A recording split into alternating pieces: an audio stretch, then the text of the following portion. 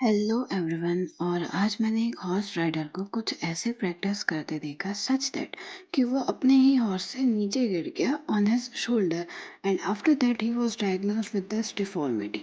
तो as a medical student मुझे exactly पता है कि ये दर्द कहाँ है। And let's begin with the real दर्द। आई नो दैट कि ये टॉपिक किसी भी फर्स्ट ईयर स्टूडेंट के लिए एक नाइटमेयर है, specifically before one day of the exam. But let's try to break it down into small pieces such that कि आपको इजीली समझ में आ जाए। एंड अगर आप इसमें स्टेप बाय स्टेप चलेंगे लाइक इसे कैसे याद रखना है, then trust me it will be like a bread and butter for you, because अभी ये तो सिर्फ स्टार्टिंग है। Many more things to come throughout. Okay, so जो ब्रेकियल है उसका मतलब होता है आर्म, यानी यहाँ पर कुछ तो होगा आर्म के रिलेटेड, राइट। एंड दूसरी बात है प्लेक्सस।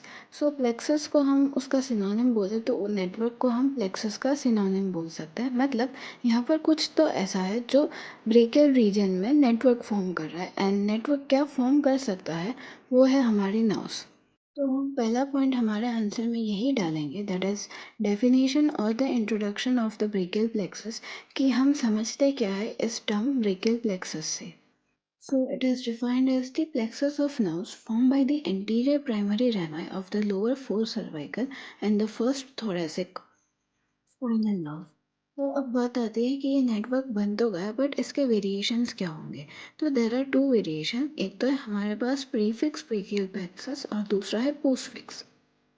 अब प्रीफिक्स मतलब C4 और T1, एज C4 आगे है तो वो बड़ा होगा, और पोस्ट फिक्स में T2 और C5 जहाँ T2 जो है वो बड़ा होगा।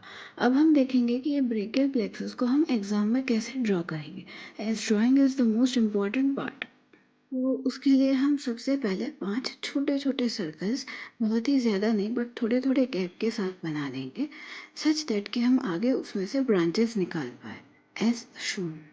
अब आगे कहाँ से क्या निकलता है वो याद करने से पहले बस एक सीक्वेंस हमें याद करना है, that is root trunk division cords, root trunk division cords, root trunk division cords. तो अब ये क्या है, अब वो हम देखेंगे। तो ये जो नर्व्स होती है वो अपने डिफरेंट डिफरेंट लेवल से ऐसे ब्रांचेस की तरह बाहर निकलेंगी, और वो एक साथ मिलकर एक थोड़ा सा बड़ा ब्रांच बनाएंगी। और सबसे पहला ऐसा जो एमलगमेशन वाला ब्रांच बनता है वो होता है रूट्स, जो बहुत ही नज़दीक होता है इन सेगमेंट्स के। फिर वो और ज़्यादा मिलके आगे जाएंगी, और वही उसके ही रूट्स के कंटिन्यूएशन को हम बोलेंगे ट्रंक्स। ट्रंक्स आगे जाके डिवाइड होंगे, और वो डिविजन्स जो हैं उनके फिर से आगे जाके मिलेंगे। वो डिविजन्स मिलकर हमारी कॉम्प्लेक्सिटी को और बढ़ा देंगे और हमारी समझने की कैपेसिटी को कम कर देंगे, but then also we will try our best. तो यहाँ पर हमने अभी 5 रूट्स जो है वो बना दिए हैं।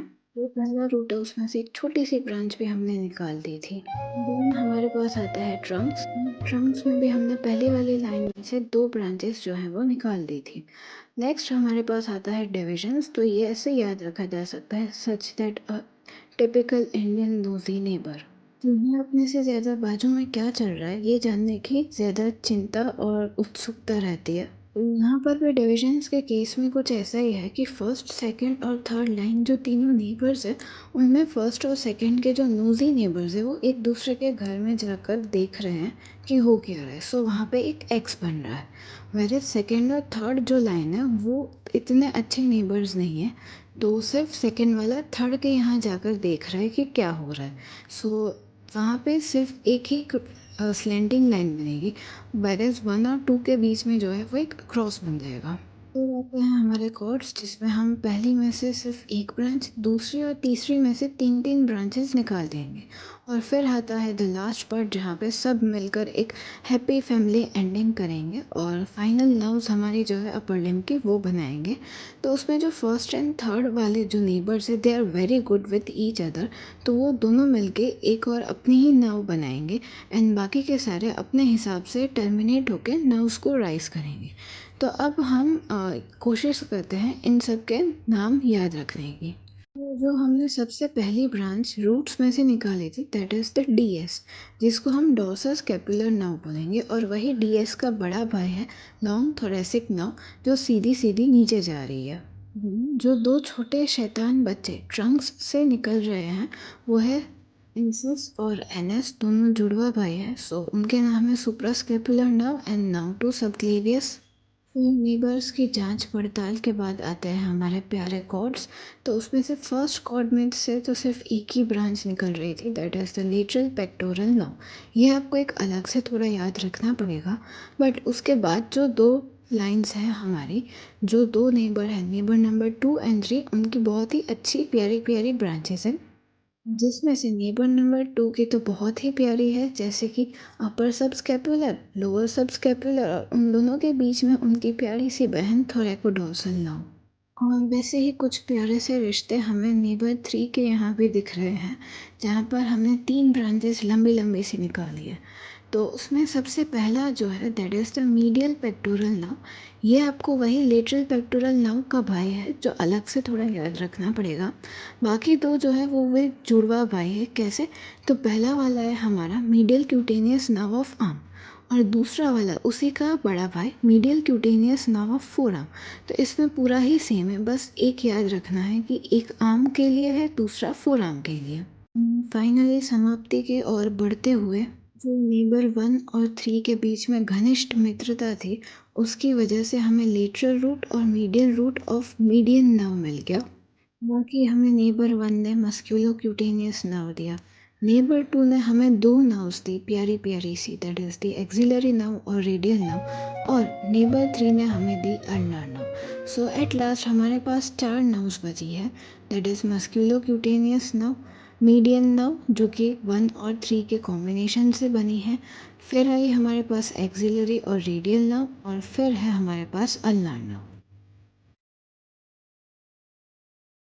और ये था हमारा याद रखने का तरीका, ना कि वाइवा में बोलने का या फिर पेपर में लिखने का तरीका। और उसके लिए आपको टेक्स्ट बुक पढ़नी होगी, जिससे आपको पता चलेगा कि एक्सिलरी नर्व इन सब के बीच में कैसे मैनेज करती है। और अब लेट्स सी कि एग्ज़ाम में थियोरेटिकल पॉइंट ऑफ व्यू से हमें क्या क्या लिखना चाहिए। सो उसके लिए हमारी नेक्स्ट सब हेडिंग्स होंगी कंपोनेंट्स। तो कंपोनेंट्स में हमने ये जो ब्रांचेस और ये टहनियाँ जो हमने बनाई थी, जैसे कि रूट्स ट्रंक्स में से और कॉर्ड्स में से, तो वो हम यहाँ पर एक समराइज वे में इन अ फ्लो चार्ट मैनर लिखेंगे। तो मैंने तो अभी यहाँ पे बहुत ही ज़्यादा समराइज वे में लिखा है, just because to make you understand about the mnemonics to how to remember, right. पर आपको यही चीज़ों को अपने पेपर में लंबा करके थोड़ा सा अच्छे से प्रेजेंटेबल वे में ऐसे ही फ्लो चार्ट बनाकर लिखना है। तो सबसे पहले ब्रांचेस फ्रॉम द रूट्स, फिर जो ब्रांचेस हमने ट्रंक्स में से निकाले थी वो, फिर डिविजन्स में से कोई भी ब्रांचेस नहीं थी, that is to be remembered. और कॉर्ड्स में से फिर हमने निकाले थे कुछ ब्रांचेस, और फिर उसकी थी टर्मिनल ब्रांचेस। और यहाँ पर एक हमारा होगा क्रेडिट पॉइंट, जो मैं आपको बाद में बताऊँगी। सो रूट्स में से हमारे निकले थे दो भाई, एक था डॉर्सल स्कैपुलर नर्व और दूसरा था लॉन्ग थोरैसिक नर्व, जो उसका बड़ा भाई था। तो ये दो हमको यहाँ पर लिखनी होगी। फिर आएंगे ट्रंक्स। तो ट्रंक्स में से दो प्यारे प्यारे बच्चे, that is the suprascapular nerve and the nerve to subclavius, जिसको हम एस एस और एन एस ऐसे ही याद रखते हैं, क्योंकि दो बहुत ही प्यारे प्यारे बच्चे हैं ये।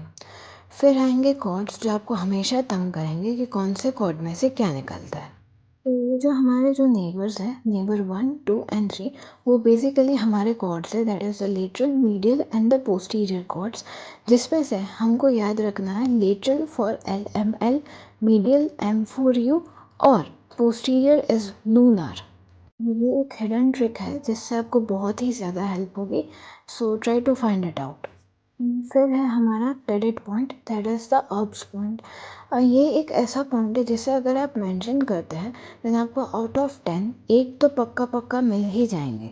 सो what is this Erb's point? It's basically a point जहाँ पे पांच चीज़ें जो है वो इकट्ठी होती है, जैसे कि एंटीरियर और पोस्टीरियर डिवीजन, C5 और C6 के सेगमेंट्स, हमारे दो प्यारे प्यारे बच्चे, दैट इज़ NS और SS। बस यही पॉइंट का नाम है Erb's point, there is nothing more than that.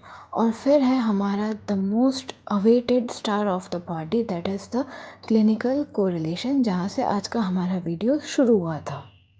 तो अगर मान लीजिए कि ये ब्रेकियल प्लेक्सस किसी भी इंडिविजुअल में डैमेज हो गया या फिर कंप्रेस हो गया, तो क्या होगा?